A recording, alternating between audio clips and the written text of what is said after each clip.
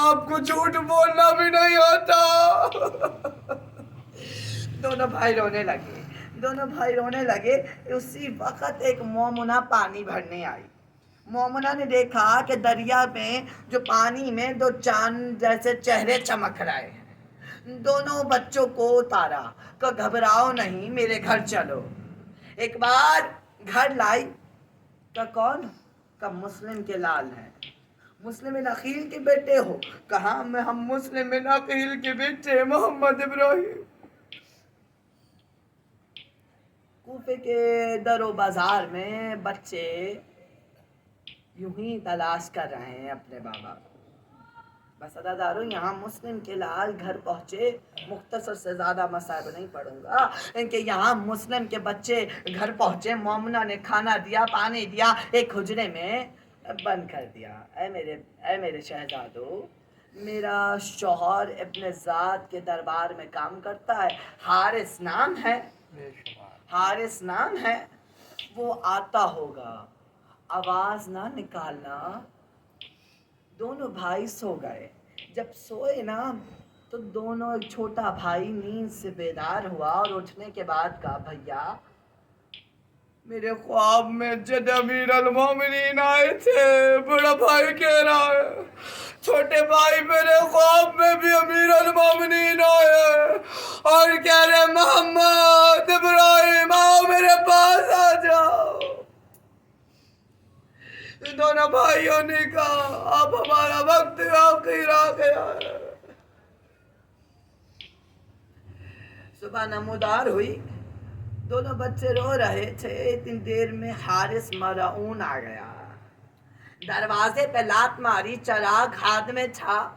دونوں بچوں سے کہا تم کون ہو؟ میرے گھر میں کیا کر رہے ہو؟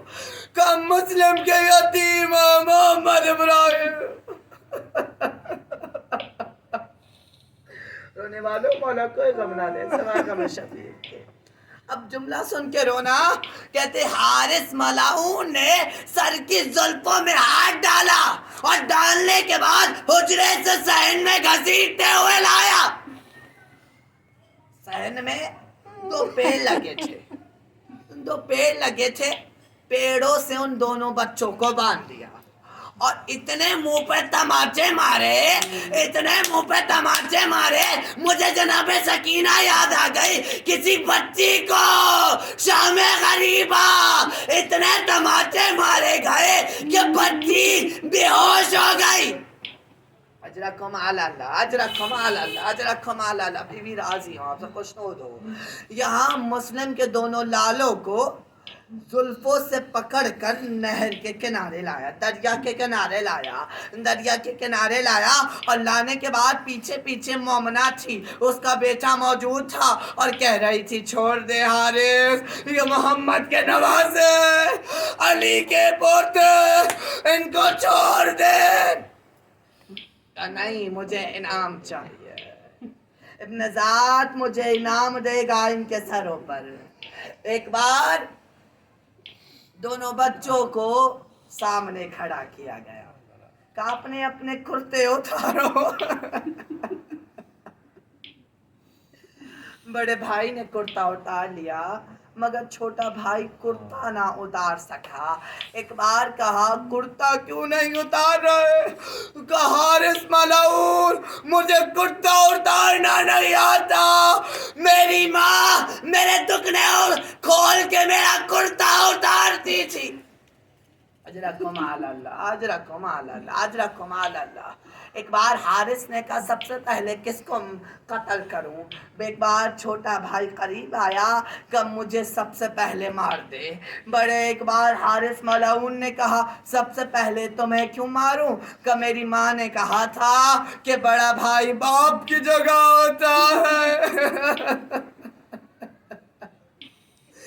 بڑا بھائی آگے آیا کہ نہیں حارث مجھے قتل کر۔ کہ تمہیں کیوں ماروں؟ کہ میری ماں نے کہا تھا چھوٹا بھائی اولاد کی جگہ ہوتا ہے۔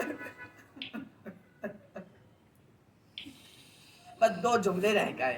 بس ادادارو یہاں دونوں بچے کھڑے ہیں. دونوں بچوں نے کہا نماز کی مہلت دے دے.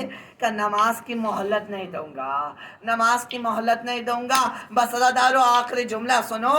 یہاں آپ نے ابھی عید قربا کی ہے نا, عید قربا کی ہے, عید قربا کی ہے. ایک جانور کے سامنے دوسرا جانور ذبح نہ کیا, کھانا کھلایا, پانی پلایا, مگر ہائے مسلم کے یتیم, ایک بھائی کے سامنے دوسرے بھائی کا سر قلم کیا, چھوٹے بھائی کا سر قلم کیا اور نہر میں لاشیں پھینکے, نہر میں لاشیں پھینکے. دونوں بھائیوں کے سر کو لے کے ابن زاد کے دربار میں آ گیا. سر سامنے تھے. ابن زاد نے کہا پانی لاؤ, ان کے سر دھلاؤ, خون سے آلودہ سر تھے, مجھے ان دونوں بچوں کے چہرے دیکھنے ہیں. ایک بار پانی لایا گیا. جملہ سن کے رونا میرے شہزادو. یہاں بچوں کے سر کو دھویا گیا. کہتے ہیں جس طرح پانی ڈال رہے تھے سر سے بال اتر رہے تھے, سر سے بال اتر رہے تھے. یہاں ننھے ننھے بچے بیٹھے ہیں نا, ایک ماں بھی موجود ہے, 2 باپ بھی موجود ہیں.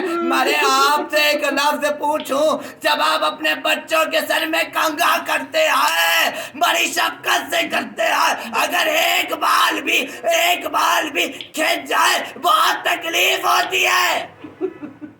کمال اللہ. یہاں دونوں لالوں کے سر پہ پانی ڈالا. کہتے خون صاف ہوتا جاتا تھا, سر کے بال اترتے جاتے تھے, سر کے بال اترتے جاتے تھے. ایک بار ابن زاد نے کہا اے حارث ملعون, ان بچوں کے بال کیوں سر سے اتر رہے ہیں؟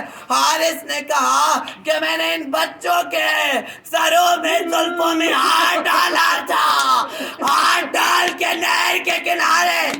کمال اللہ, کمال اللہ, کمال اللہ. پورا دربار رونے لگا. اے ابن زاد کے بیٹے, ہم نے اتنے خوبصورت بچے نہیں دیکھے. ابن زاد اپنی کرسی سے گرا زمین پر. اے حارث کیا کر دیا, یہ چاند جیسے لال. کمال اللہ, کمال اللہ. بس آخری جملہ سنو. یہ عاشورہ گزرا, 13 محرم آ گئی, 13 محرم آ گئی. کوفے کے دروازے سے لے جایا جا رہا تھا بیویوں کو لے جایا جا رہا تھا. کوفے کے دروازے پہ آئیں ساری بیویاں.